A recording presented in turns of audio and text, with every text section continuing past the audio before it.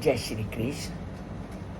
नवरात्रों के दिनों में माँ दुर्गा की स्तुति ना की जाए तो उसका फल प्राप्त नहीं होता। ये सभी ग्रंथों में वर्णन मिलता है। और माँ दुर्गा आदि शक्ति है और इसको जो आदि शक्ति के नाम से जाना गया उसका वर्णन मिलता है मार्कंडे पुराण में।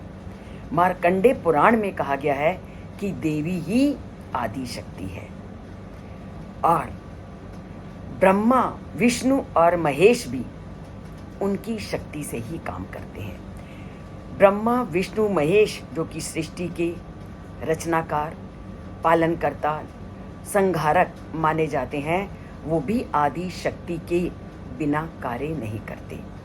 और इसलिए नवरात्र में दुर्गा सप्तशती और चंडी पाठ किया जाता है ताकि उस देवी की कृपा सबको प्राप्त हो। जहाँ देवी के शैलपुत्री के रूप में इनकी पूजा आराधना प्रथम दिन की जाती है, तो वहीं माँ दुर्गा की ब्रह्मचारिणी रूप की उपासना दूसरे दिन की जाती है। और इनके 9 दिन के 9 अलग अलग इनकी श्लोक हैं और ऐसा हमारे ग्रंथों में वर्णन किया गया है कि हर दिन के अकॉर्डिंग आप उस माँ की स्तुति के श्लोक का जाप कीजिए। आज माँ दुर्गा का ब्रह्मचारिणी रूप है की उपासना होती है, इसलिए आज का माँ दुर्गा का जो स्तुति का मंत्र है वो है दधाना कर्म पद्माभ्याम अक्षमाला कमंडलम देवी प्रसीदतु मयि ब्रह्मचारिणी अनुत्तमा। और जिस जिस दिन भी जो व्रत है देवी के उस मंत्र की उपासना अवश्य करनी चाहिए।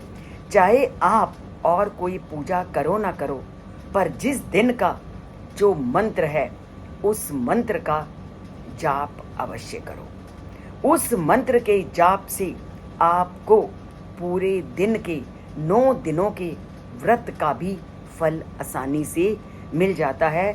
और इस मंत्र को हम प्रथम जो वीडियो की रिकॉर्डिंग होती है उसमें ज़रूर रोज़ लिख करके भेजेंगे।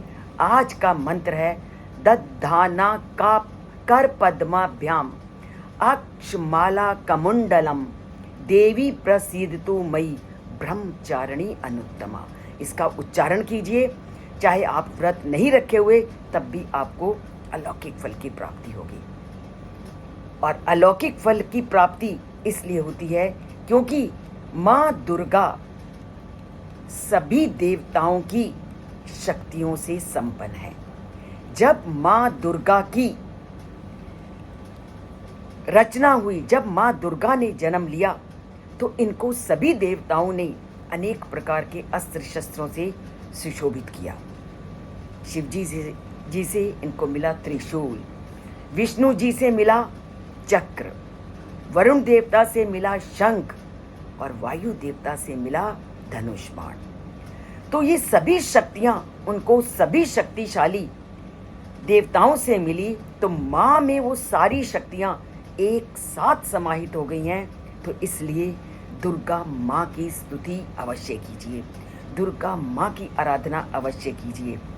दुर्गा माँ की आराधना में महत्व था, अलौकिक शक्ति थी, तभी तो पुरुषोत्तम रामचंद्र जी ने भी जब रावण के युद्ध से में वो उन्हें लगा कि अब मैं रावण को जीत नहीं सकता, तो उन्होंने 9 दिन देवी दुर्गा की शक्ति की उपासना की।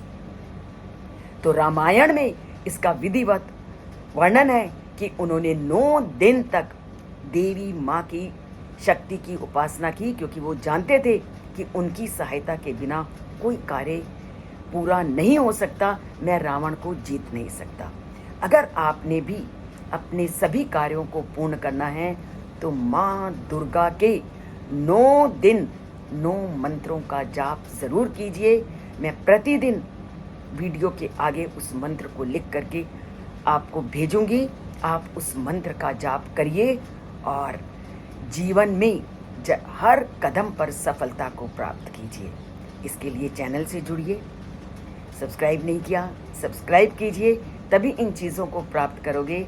और जय माँ दुर्गा, जय श्री कृष्ण लिख करके चैनल से जुड़िए।